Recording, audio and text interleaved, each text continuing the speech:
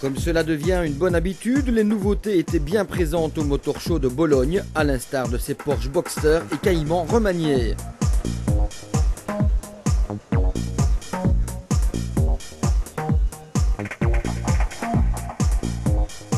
Mais l'événement italien est surtout réputé pour ses activités extérieures. Parmi celles-ci, notons par exemple la piste 4x4 où ce Range Rover fait la démonstration de ses fantastiques capacités, ou encore ce tracé artificiel où s'exhibe la Fiat 500 Abarth.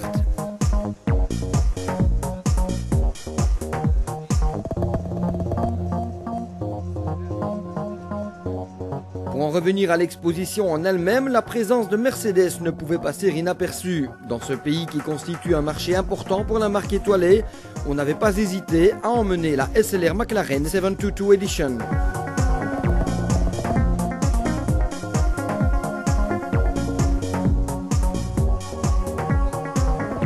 Dans un tout autre style, sa filiale Smart mettait l'accent sur son modèle électrique, celui-là même qui fera l'objet d'un test grandeur nature à Berlin, avec un parc d'une centaine de véhicules.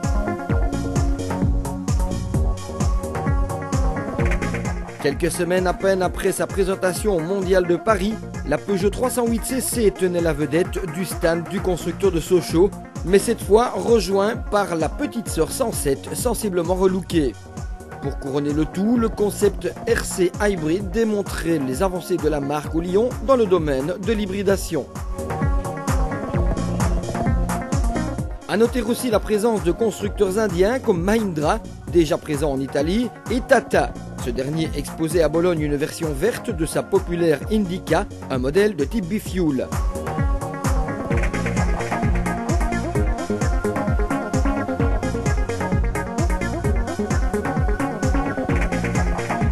Parallèlement et en première mondiale, Tata proposait aussi son Indica en variante électrique. Comme d'autres, Citroën avait emmené avec lui ses stars du salon de Paris, à savoir sa nouvelle et géniale C3 Picasso ainsi que le concept Hypnose.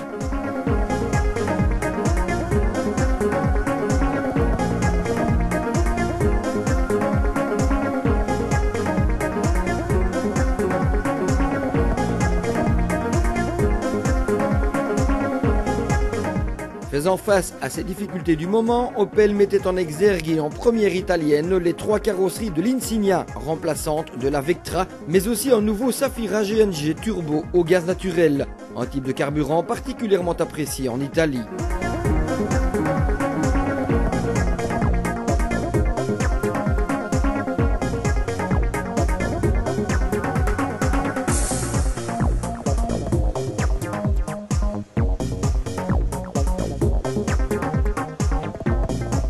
Et puis, indépendamment de tout cela, Bologne, c'est aussi l'occasion d'admirer de belles voitures que l'on n'a pas l'habitude de voir tous les jours.